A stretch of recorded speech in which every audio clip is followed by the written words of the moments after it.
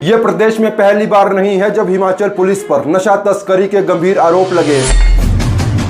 इसी साल जनवरी में हिमाचल पुलिस के 11 जवानों को एक साथ डिसमिस किया गया था जो हेरोइन की स्मगलिंग में डायरेक्टली इन्वॉल्व थे।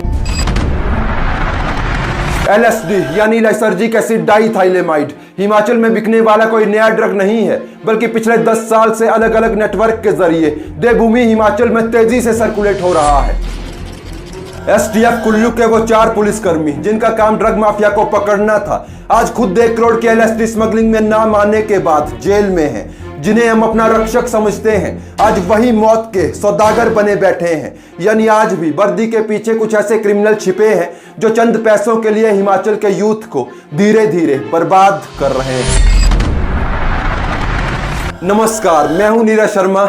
10 मार्च को शिमला पुलिस की स्पेशल सेल को एक सीक्रेट इंफॉर्मेशन मिलती है कि संदीप शर्मा और प्रिया शर्मा नाम के 2 नशा तस्कर शिमला के BCS रीजन में छिपे हुए हैं। गिरफ्तारी के बाद जब उनकी तलाशी ली गई तो उनके पास से 562 स्ट्रिप्स LSD बरामद की गई, जिसके बाद मोगा निवासी संदीप शर्मा ने खुलासा किया कि वो पिछले 10 साल से कुल्लू में LSD की अवैध तस्करी से जुड़ा है। उसने स्टेटमेंट दिया कि वो केरल निवासी नेविल हैरिसन से ड्रग्स खरीदता है। 7 मार्च को संदीप शर्मा ने STF कुल्लू को इंफॉर्मेशन दी कि नेविल हैरिसन 8 मार्च को बुंतर में LSD और MDMA लेकर पहुंचेगा, और हुआ भी यही। 8 मार्च को नेविल हैरिसन 1450 स्ट्रिप्स LSD और 30 ग्राम MDMA लेकर बुंतर पहुंचा। इस इंफॉर्मेशन पर कुल्लू STF के कर्मचारी राजेश कुमार, समीर कुमार, नितेश कुमार और अशोक कुमार बुंतर पहुंचे। आरोपी से संपर्क किया, 1450 स्ट्रिप्स LSD और 30 ग्राम MDMA अपने कब्जे में लिया। लेकिन STF कुल्लू के उन 4 पुलिस कर्मियों के द्वारा इस पूरे मामले को लेकर कोई भी आधिकारिक रिपोर्ट दर्ज नहीं की गई,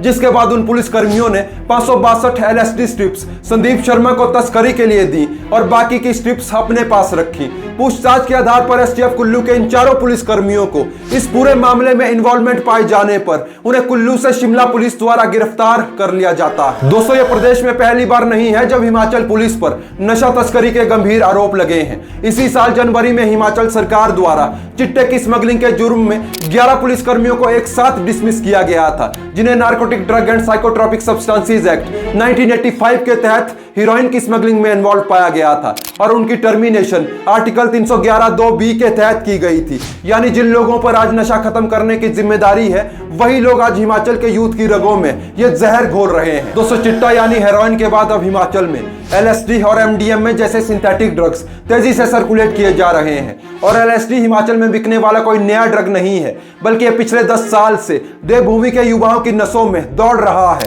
LSD एक पावरफुल हेलोसिनोजेनिक ड्रग है, जिसे साइंटिस्ट एल्बर्ट हॉफमैन ने एर्गोट फंगस क्लेबिसेप्स परपुरिया पर रिसर्च के दौरान अनजाने में बनाया था। दोस्तों, LSD ब्रेन में मौजूद सेरोटोनिन रिसेप्टर को इफेक्ट करता है। सेरोटोनिन एक ऐसा हार्मोन है जो हमारे मूड, सेंसरी परसेप्शंस और हमारी नींद को कंट्रोल करता है। लेकिन LSD सेरोटोनिन रिसेप्टर को ओवर स्टिमुलेट कर देता है, जिससे ब्रेन को मिलने वाले सिग्नल्स तेजी से बदल जाते हैं। जब LSD इस रिसेप्टर को ट्रिगर करता है तो ब्रेन इंफॉर्मेशन को सही से स्टोर ही नहीं कर पाता, जिस वजह से हेलुसिनेशन होने लगती है, या यूं कहें कि चीजें असली से अलग दिखने लगती है। उदाहरण के लिए, कुछ घंटों के लिए वो कलर्स को सुनने लगता है और साउंड को देखने लगता है। ब्रेन के अलग अलग हिस्से एक दूसरे के साथ ऐसे कनेक्ट हो जाते हैं जो नॉर्मल कंडीशन में नहीं होते, जिसके बाद ड्रग एडिक्ट को लगता है कि उसकी पहचान धीरे धीरे खत्म हो रही है और वो इस यूनिवर्स के साथ जुड़ गया है, जिसे ईगो डिसोल्यूशन कहा जाता है। ब्रेन के अलावा ये ऑटोनॉमिक नर्वस सिस्टम को भी इफेक्ट करता है। इसकी जरा सी ओवरडोज से